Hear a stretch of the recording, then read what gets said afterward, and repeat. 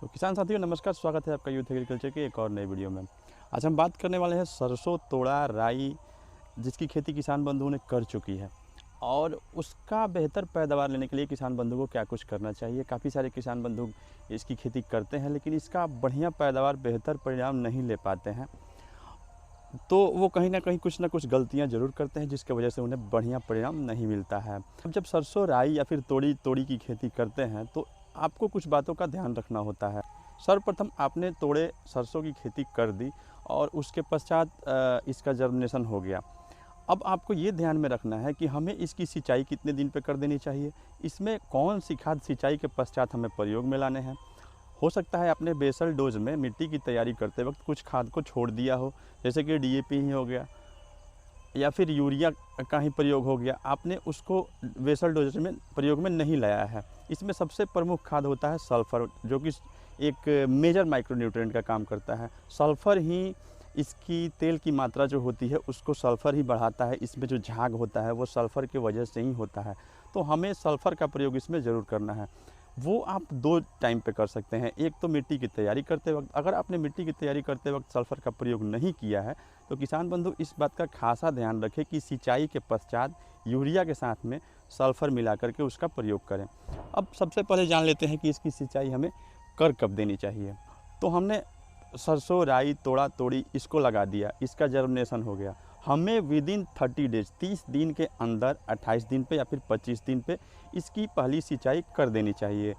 याद रखें, इसमें अगर फूल आ जाएँ तो उसके बाद इसमें पानी नहीं छोड़ना चाहिए, सिंचाई इसमें नहीं करनी चाहिए।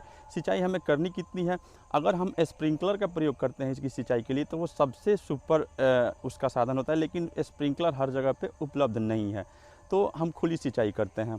हमें काफ़ी कम मात्रा में इसमें पानी देनी है, हल्का पानी देना है।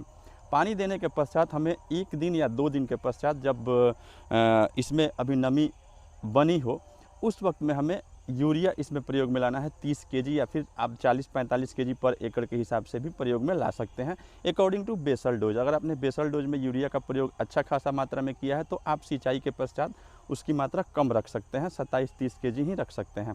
उसके साथ में आपको प्रयोग में लाना है एकड़ में 3 केजी के हिसाब से सल्फ़र।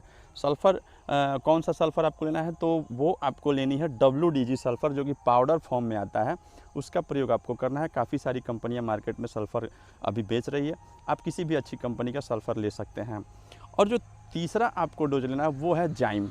जाइम का प्रयोग आप कर सकते हैं, किसी ह्यूमिक बेस्ड जाइम या फिर एमिनो एसिड बेस्ड जाइम का प्रयोग आप अपने खेत में कर सकते हैं। आप ऊर्जा का भी प्रयोग कर सकते हैं, सागारिका जो कि इफ़को कंपनी की है उसका भी प्रयोग आप अपने खेतों में कर सकते हैं। उसकी मात्रा भी आपको 5 से 6 केजी पर एकड़ के हिसाब से लेनी है और उसका कोटिंग आपको यूरिया के साथ में मिला करके उसका आप छिड़काव अपने खेतों में कर दें, सुपर परिणाम उसका आता है। आप यूरिया, सल्फ़र और जाइम के साथ में जिंक का भी प्रयोग करना कभी मत भूलें। जिंक का भी प्रयोग आप अपने खेत में ज़रूर करें। जिंक आप अगर जिस क्वालिटी 33% लेते हैं या फिर 8% लेते हैं या 12.5% लेते हैं, आप उस हिसाब से आप अपने खेत में 33% का ही प्रयोग करें। 33% जिंक आप 5 से 6 केजी पर एकड़ के हिसाब से ले सकते हैं।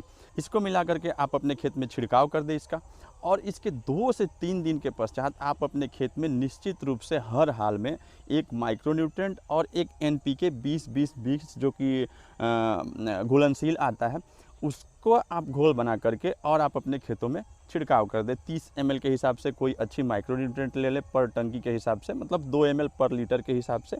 जैसे कि मल्टीप्लेक्स की क्रांति आती है या फिर सागारिका ही इफ़को का आता है, आप उसका भी प्रयोग कर सकते हैं। अगर आपको कोई अच्छी माइक्रोन्यूट्रिएंट नहीं मिलती है तो फिर ह्यूमिक एसिड आप ले सकते हैं और उसके साथ में 20-20-20 ज़रूर प्रयोग में लाएं, क्योंकि आपने ज़मीन में तो यूरिया डाई पोटेशियम का प्रयोग किया ही है। आप अगर ऊपर से भी उसका हल्का मात्रा आप उसको दे देते हैं तो ये जल्दी ग्रो करता है, अच्छी इसकी बढ़ावार होती है। और जो इसमें दाने होते हैं, जो जब सरसों की दाना बनना शुरू होता है तो वो काफ़ी पौड़ बनते हैं और मरते नहीं हैं, उसकी मरने की चांसेस काफ़ी कम होती है। इस हिसाब से अगर आप अपनी सरसों की देखरेख करते हैं तो आपका पैदावार बहुत बढ़िया निकल कर के सामने आता है। इसमें एक काम आपको और करना है, आप जब जब आपका फूल ले ले तो उस वक्त तो आपको ना कोई सिंचाई करनी है, ना उस वक्त कोई स्प्रे करना है आपको। उसके पश्चात जब आपका फूल ख़त्म हो जाए, जब इसके फल लगे हों, जब इसमें दाने बनने शुरू हुए होते हों, उस वक्त में ठंडी का प्रकोप ज़्यादा बढ़ जाता है। तो उस टाइम में किसान बंधु को हर हाल में अपने खेत में कार्बेंडाजिम मैनकोजेब का स्प्रे करना चाहिए। अगर ठंड काफ़ी ज़्यादा है और आपको पाले का प्रभाव आपके सरसों में देखने को मिल रहा है, ये तोड़ा तोड़ी में कम देखने को मिलता है, लेकिन सरसों में पाले का प्रकोप ज़्यादा देखने को मिलता है। तो उस टाइम में आप वहीं 90% WDG जो सल्फ़र आता है पाउडर फॉर्म में, उसका स्प्रे आप अपने खेत में करें तो आप पाले से अपने फसल को बचा सकते हैं। अगर इस हिसाब से आप अपने सरसों तोड़ा तोड़ी राई की खेती करते हैं तो निश्चित रूप से आप काफ़ी बढ़िया पैदावार पाएंगे। और एक बार ट्राई करके ज़रूर देखें, क्योंकि हमारी जानकारी बहुत सटीक होती है। काफ़ी अध्ययन के बाद हम आपको ये सब बातें बताते हैं। मिलते हैं अगले वीडियो में, तब तक के लिए नमस्कार, धन्यवाद। देखते रहिए यूथ एग्रीकल्चर। अगर आप चैनल पर नए हैं तो चैनल को सब्सक्राइब करना, वीडियो को लाइक करना ना भूलें। किसान हित में इसको ज़्यादा से ज़्यादा शेयर करें। थैंक यू, नमस्कार।